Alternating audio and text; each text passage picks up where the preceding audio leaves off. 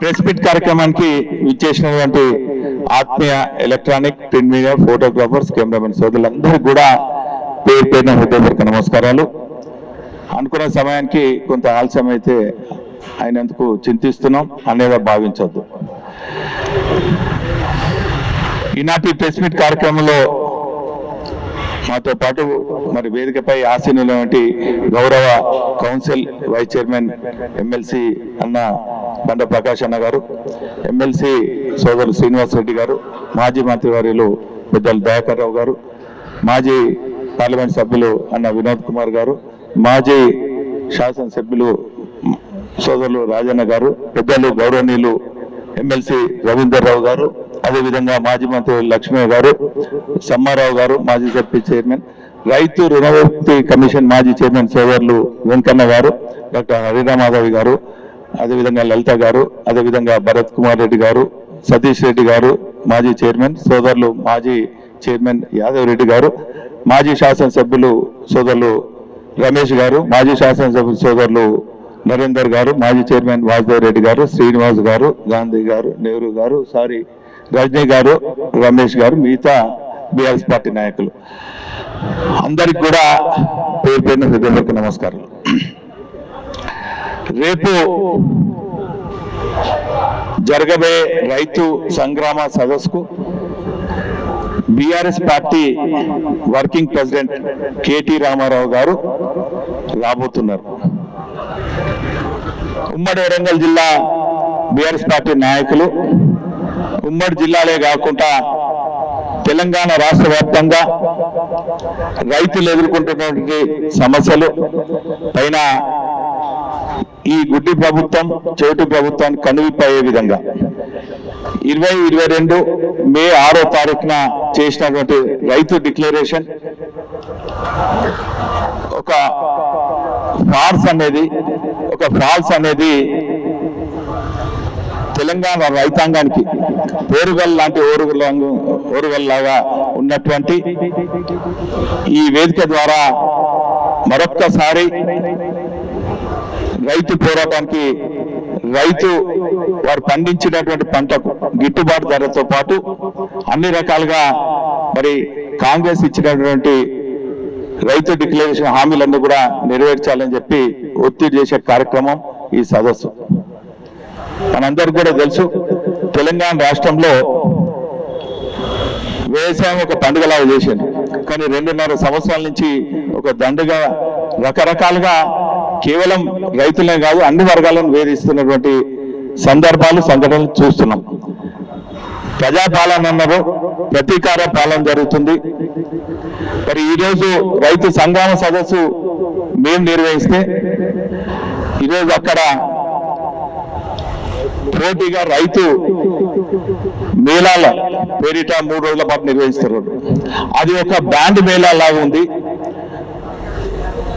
ఒక ఏ వర్గానికి కూడా, రైతు వర్గానికే కాదు, రైతుకే కాదు, ఏ వర్గానికి కూడా మేలు చేయని మేళాలతోని మొదటి నుంచి కూడా డైవర్షన్ పాలిటిక్స్ తోని ప్రతీకార చర్యలు, బీఆర్ఎస్ పార్టీ నాయకుల ఆత్మస్థైర్యం దెబ్బతినే విధంగా చేసే కార్యక్రమం అన్నింటిని కూడా రేపు ఎండగట్టబోతున్నాం. ఖచ్చితంగా ఒక బాధ్యత ప్రతిపక్ష పార్టీగా గులాబీ సైనికులుగా రైతులు ఎదుర్కొన్నటువంటి సమస్యల పైన ఖచ్చితంగా పోరాటం చేస్తామన్నటువంటి విషయాన్ని కూడా ఈ సందర్భంగా తెలియజేసుకుంటూ, సరే 4-5 రోజుల నుంచి మేము నిర్ణయించుకున్న తర్వాత నుంచి అధికారులు కానీ స్థలాల విషయంలో అనేక ఇబ్బందులు పెట్టినటువంటి విషయం మీ అందరికీ కూడా తెలుసు. ప్రజాస్వామ్యంలో ఎవరైనా సదస్సులు నిర్వహించవచ్చు, ఎవరైనా సమావేశాలు నిర్వహించవచ్చు, కానీ అధికార పార్టీ అనుమతి ఇవ్వాలి తప్ప ఎక్కడికక్కడ అడ్డంకులు సృష్టించొద్దు. అయినప్పటికీ కూడా అనేక రకాల అవరోధాలు, అనేక రకాలుగా అనుమతులు ఇవ్వకుండా వేధించినప్పటికీ కూడా ప్రజాస్వామ్యబద్ధంగా అన్ని అనుమతులు తీసుకొని చేసినాం. కొందరు అంటారు అవగాహన లేని కాంగ్రెస్ నాయకులు క్షణాలలో అనుమతి ఇస్తామని. నాయనా, నీ అనుమతి ఎవరు కావాలి?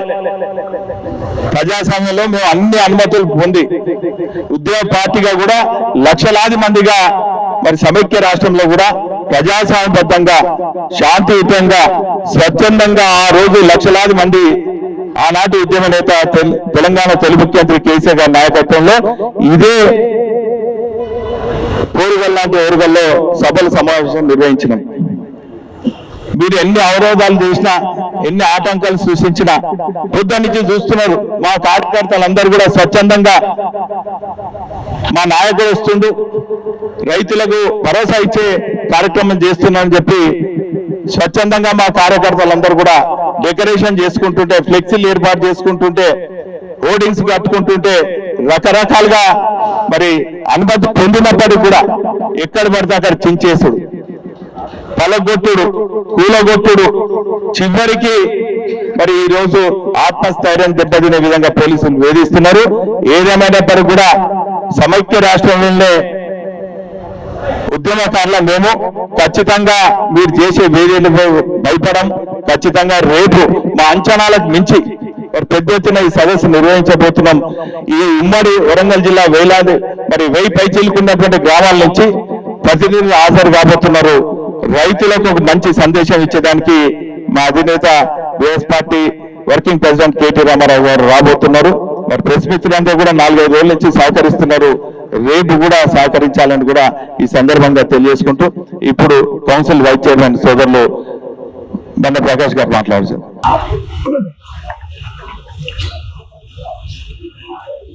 రేపు మీటింగ్ ఉద్దేశం కూడా నేను ప్రెస్ మీడియా మిత్రులందరూ కూడా రిక్వెస్ట్ చేస్తున్నాను. ఈ రైతు సమస్యలు, రైతుల బాధలు, రైతుల కష్టాలు మీరు ప్రభుత్వం దృష్టికి తీసుకుపోయేందుకు మీరు సహకరించాలి. బహుశా నేను 40 ఏళ్ళ రాజకీయాలలో ఉన్నా, ఇంత దేశపడ్డ రైతులు నేను ఎప్పుడు కూడా చూడలేదు. దయచేసి మీరు కూడా కళ్ళాల దగ్గర పోవాలి, కొనుగోలు సెంటర్లకు కూడా పోవాలి. ఎందుకంటున్నా అంటే ఎంత మోసం చేసింది. కేసీఆర్ గారు ఇచ్చిన స్కీమ్స్ అవన్నీ ఇంప్లిమెంట్ చేయి. నువ్వు రాహుల్ గాంధీ గారు ఇచ్చి అనౌన్స్ చేసిన స్కీమ్స్ పక్కన పెట్టు. నువ్వు చేస్తలేవు. రుణమాఫీ చేసినట్టు చేసి సగం వేలు 38,000 కోట్లు అయితే 18,000 కోట్లకి చేసినాం. రైతు నుండి 3 సార్లు కొట్టినాం. కేసీఆర్ పక్క నాటే ముందు రైతు బంధు ఇచ్చేది. నాటు వేసినాక ఓట్లు వేసిన తర్వాత పల్లాల దగ్గరికి వచ్చినాక హరీశ్రావు గారు స్టేట్మెంట్ భయపడి 1 ఎకరం ఇచ్చినాం. జైత్యాల మీటింగ్ కేసీఆర్ గారు పెట్టిందంటే 2 ఎకరం ఇచ్చినాం. అంటే నేను బెదిరిస్తూనే ఇస్తాను. కేసీఆర్ గారు నాటే ముందే టకా మొత్తం రైతు బంధు ఇచ్చారు. దయచేసి బోనస్ అనే అదొకటి రైతు మీద పడతారు. ఇవాళ మొక్కలు మేలవుతాను. గతంలో కేసీఆర్ గారు ఉన్నప్పుడు 10 రోజులలో మార్కెట్ యార్డుల్లో కొనుగోలు సెంటర్లో 10 రోజులలో కోసేది. ఎట్లు కూడా కొన్ని పెట్టేది. సన్నద్దు కొంటా ఉన్నా, సన్నద్దు కూడా బోనస్ లేదు, సన్నద్దు కూడా కొంటలేదు. ఇచ్చిన వాళ్ళు పక్కన పెట్టు. గతంలో 10 రోజులలో కొనుగోలు సెంటర్లన్నీ క్లోజ్ అయ్యాయి. నేను ఒకటే చెప్తున్నా, గన్ని బ్యాగ్స్ ఎక్కడ లేవు, కాంటాలు ఎక్కడైతే లేవు, ట్రాన్స్పోర్ట్ లేదు, గోదాములు. గతంలో మేము ఎమ్మెల్యేల మంత్రుల్లో 3 నెలల ముందే రివ్యూ చేసి ట్రాన్స్పోర్ట్, గోదాములు, గన్ని బ్యాగ్స్ అరగొచ్చి పంపించేది. గన్ని బ్యాగ్స్ ఒక్కొక్కటి 30 రూపాయలకు ఉంటాను. రైతులు కొనుక్కొస్తాను. కింటాకు 100 రూపాయలు మొక్కజొన్న కోసం చేస్తాను ట్రాన్స్పోర్ట్. అయినా కాంటా అవుతాను. తీసుకుపోయే పరిస్థితిలో రైతులు అక్కడనే ఉంటారు. కాంటా అయినా కూడా ఇంత గోసెత్తుగా పడ్డామా? సిగ్గు లేకుండా లాస్ట్ కాలేజీలో 3 రోజులు సభ పెట్టావు. సదస్సు ఎందుకు పెట్టావు? సమ్మేళనం పెట్టావు. దమ్ముంటే రా, వరంగల్ మార్కెట్ పోగా ఈ మంత్రులు ఎమ్మెల్యేలు ఛాలెంజ్ చేస్తున్నా. ఆడగారు ఈ సదస్సులు పెట్టి ఇది పెట్టి డ్రామాలు చేసుడు. కన్వెన్స్ సెంటర్ పని చేస్తా ఆడ స్టేట్మెంట్ ఇస్తారు రేవంత్ రెడ్డి గారు, తుమ్మల నాగేశ్వరరావు గారు, ఉత్తమ్ గారు. స్పీడెక్ ఎక్కడ వెళ్తారు? అధికారులు ఏం చేస్తారు? ట్రాన్స్పోర్ట్ లేదా, గన్ని బాక్స్ లేదా, గోదావరి లేదా, స్పీడెక్ అక్కడి నుంచి స్టేట్మెంట్ చెప్తాడు. దమ్ము సిగ్గుంటే రమ్మను. కన్వెన్స్ సెంటర్ పోవప్ప ఒక్కరైనా పోయారా?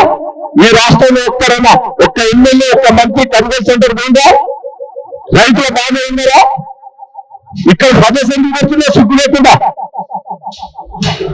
రైతుల కేసైనండి కన్వెన్స్ సెంటర్ పోయింది. మేము వస్తాం. రైతులు తృప్తిగా అంటే మేమందరం కూడా పేరు కట్టే దానికి సిద్ధంగా ఉండాలని సందర్భంగా తెలియజేస్తున్నాం. ఆరునాడు కేటీఆర్ గారు వస్తాడు. రైతులలో స్పందన వచ్చింది. మేము వచ్చేటోళ్ళు కూడా కళ్యాణ దగ్గర వేస్తాడు మా రైతులు. ఆ రైతులు వేస్తాడు, కన్వెన్స్ సెంటర్ దగ్గర పోతారు. అన్ని కూడా వాళ్ళ దగ్గర పోయి రైతుల అభిప్రాయం తీసుకొని ఇక రైతులే వస్తాడు. రేపు ఛాలెంజ్ చేస్తున్నాం. రేపటి వరకు మీరు స్పీడ్ చేయకపోతే రాష్ట్ర వ్యాప్తంగా ఉద్యమిస్తామని కూడా ఈ సందర్భంగా తెలియజేస్తుంది.